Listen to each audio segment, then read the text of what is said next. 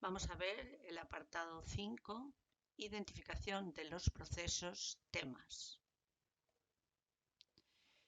Vamos a ver qué son los temas. Cuando tenemos una clase de proceso, vemos que la clase de procesos se identifica con la referencia de la clase de procesos, donde, como sabéis, tenemos la clave, el número que identifica la clase de procesos y la versión.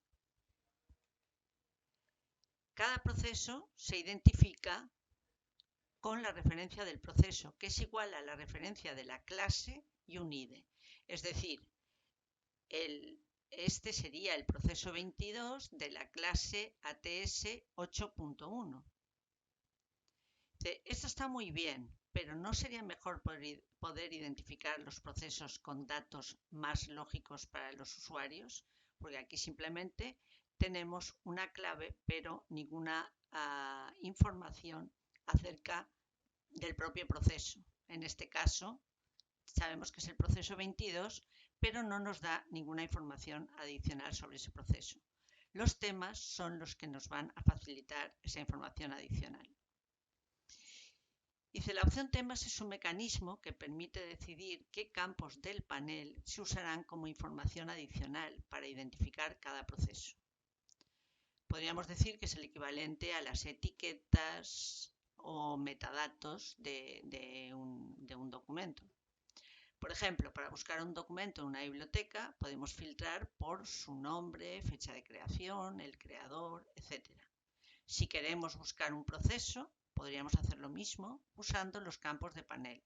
Por ejemplo, buscar por el autor del mensaje de inicio, por la fecha de creación del proceso, por el estado, etc. Es decir, poder filtrar por el valor de cualquier campo en ese proceso. Bien, cada proceso tiene la posibilidad de marcar hasta 10 campos como temas. Solo hay que identificar qué campos del panel van a ser usados como tal. Esto se puede hacer indicando en un formulario o tarea de sistema que el campo será un tema. En este ejemplo hay 3 campos que se usarán como tema. Por ejemplo, vemos este es el panel del proceso con los términos y este es el proceso 11, el proceso 12. Pues bien, nosotros hemos marcado en la configuración del formulario que, o como os decimos a través de una tarea de sistema, podríamos haber marcado que el creador es tema, el estado también es tema y el tipo de cobertura también está tema. Es decir, tenemos estos 3 campos que están marcados como tema. Esto me va a poder permitir hacer una búsqueda de procesos por cualquier valor de estos campos. Es decir, podría buscar todos los de Sara Lee, tramitados y en reparación, por ejemplo. Los datos que aparecen en los temas son aquellos que había en el panel en el momento de actualizar el tema. Por lo tanto, si más adelante cambia el valor del panel, no se cambia el valor del tema, al menos que se vuelva a actualizar los temas. Es decir, el funcionamiento es el siguiente. Cuando un campo está marcado como tema, el primer valor que se introduce es el que el sistema se guarda como tema, independientemente de que el valor de ese campo cambie posteriormente. Si queremos que el tema cambie, lo tenemos que hacer mediante una actualización posterior. Vamos a verlo en ejecución. Imaginaros que, un proceso, el proceso de solicitud de material, que vamos viendo, solicitud de material. Vale, vamos a elegir un material, un bolígrafo, una fecha de entrega y enviar.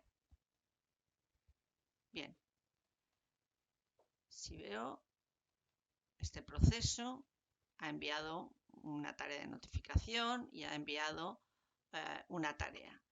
Y vemos que aquí hay 2 campos tema.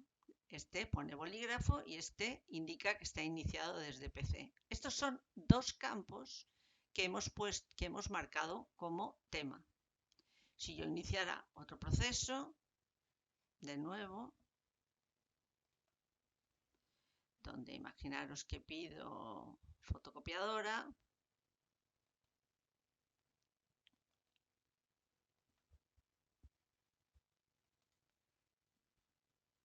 el tema ahora sería fotocopiadora. Por lo tanto, yo podría hacer un filtrado aquí donde pusiera simplemente fotocopiadora, ¿vale?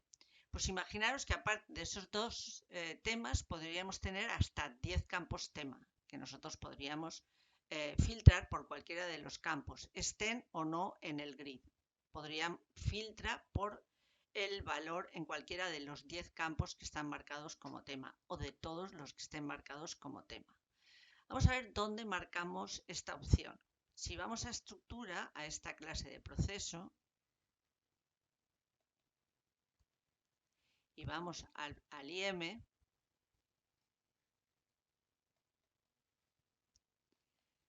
vemos que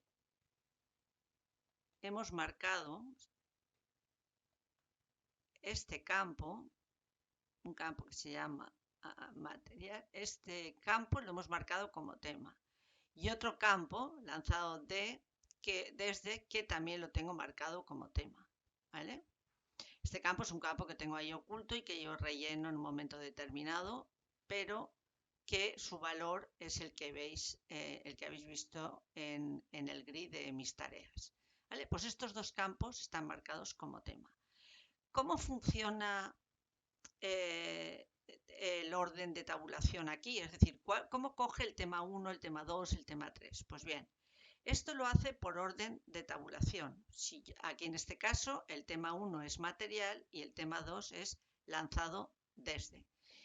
Y conforme fuéramos poniendo, él los va cogiendo en el orden de tabulación. En ejecución, ¿qué hace? En el momento que yo he rellenado este campo con un material, se lo guarda. Y va a ser siempre ese valor, a no ser que, como os comentaba antes, hubiera una actualización posterior. Y esa actualización puede ser, o bien, imaginaros que aquí indicamos actualizar temas. Si le pongo actualizar temas, quiere decir que si yo le he puesto primero bolígrafo, guardo el borrador y no inicio el proceso, luego vuelvo a entrar y lo cambio, va a actualizar el tema. Pero si no estuviera marcado esto y hubiera puesto bolígrafo la primera vez, quedaría siempre ese valor, ¿vale? También hay esta opción, existe también en una tarea posterior, es decir, que aquí puedo no dejar el tema fijo, pero que en una tarea posterior sí que me permitiera actualizar. Y entonces marcaría en el formulario de la tarea actualizar temas.